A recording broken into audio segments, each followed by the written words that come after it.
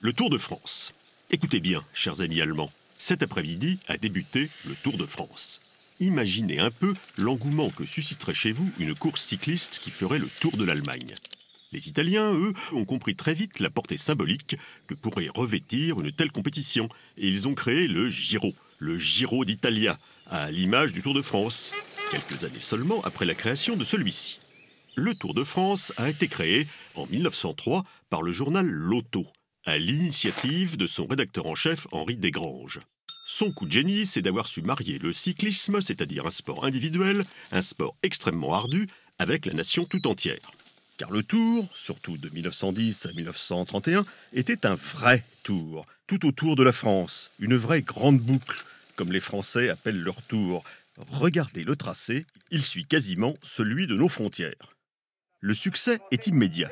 Les Français se passionnent pour ce spectacle surhumain et s'agglutinent, dès que le Tour arrive dans leur région, le long des étapes interminables. 400 km et même 486 pour la plus longue, les Sables d'Olonne-Bayonne, dans les années 20.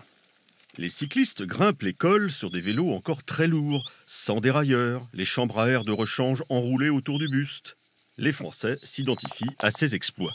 En acclamant les champions, ils participent tous au Tour de France. Ils se sentent glorifiés par leurs héros. C'est le début de la radio. L'oreille vissée au poste, on suit les étapes. Souvent, on déploie une carte de France au mur et le père de famille pique des épingles sur les villes-étapes au fur et à mesure de la progression du Tour. Quelle leçon de géographie pour les enfants! Plus tard, dans les années 50, la télévision prend le relais. Là encore, quelle idée de génie que ce Tour de France! Quel meilleur spectacle la France pourrait-elle offrir au monde entier que cette traversée de notre beau pays? C'est, après les Jeux Olympiques et la Coupe du Monde de foot, la compétition la plus retransmise dans le monde. Les images se font de plus en plus sophistiquées, les motocaméras font des prouesses à la poursuite des cyclistes, et les hélicoptères n'en finissent pas de montrer les joyaux touristiques de chaque étape. Les villes se battent pour devenir ville-étape. Ça leur coûte très très cher. Les sponsors pour être sur les maillots, les marques pour être en bonne place sur la caravane publicitaire. Car la caravane du Tour, avec ses milliers de petits cadeaux sur lesquels se jettent les supporters, elle est aussi importante que le Tour lui-même.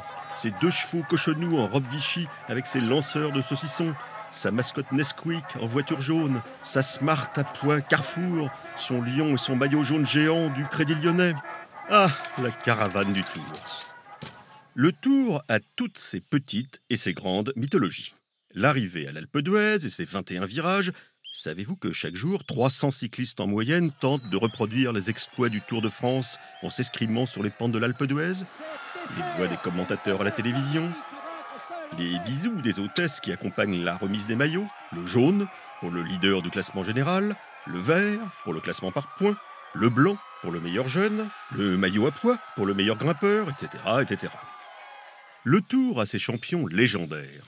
Maurice Garin, le premier vainqueur, Louison Bobet, Jacques Anquetil, Raymond Poulidor, Fausto Coppi ou Eddy Merckx.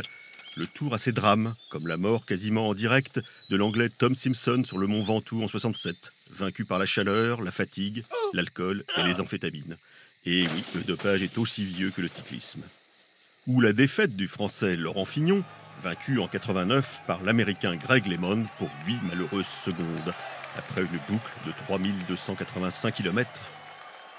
Depuis longtemps, le Tour s'offre des petites échappées dans les pays voisins. Belgique, Italie, en 2014 en Angleterre. Mais savez-vous de quand date la première excursion à l'étranger? De 1907. Cette année-là, le Tour a démarré à Metz. Comment ça, à Metz? Mais oui, à l'époque, la ville lorraine de Metz était allemande. Enfin, en 2013, le Tour a réparé un gros oubli franco-français en démarrant en Corse. Il était temps. Bon, on le sait, le Tour de France est devenu depuis belle lurette une affaire de gros sous, comme on dit. Avec toutes les dérives afférentes, ses pratiques obscures au sein des équipes, et bien sûr, le dopage. Humiliation à répétition, déclassement des vainqueurs. Ah, notre beau Tour de France, à l'image de notre beau pays. Comment, hélas, ne pas voir dans les soubresauts tragiques d'un Tour qui n'en finit pas d'agoniser, dans le désintérêt qu'il suscite auprès d'un nombre croissant de Français, une image de la perte de crédibilité de la France dans le monde, une image d'un pays bien à la peine. Mais bon, soyons positifs. Tous les ans, le Tour est annoncé comme étant le Tour du renouveau. Et cette année, c'est sûr, ce sera le cas.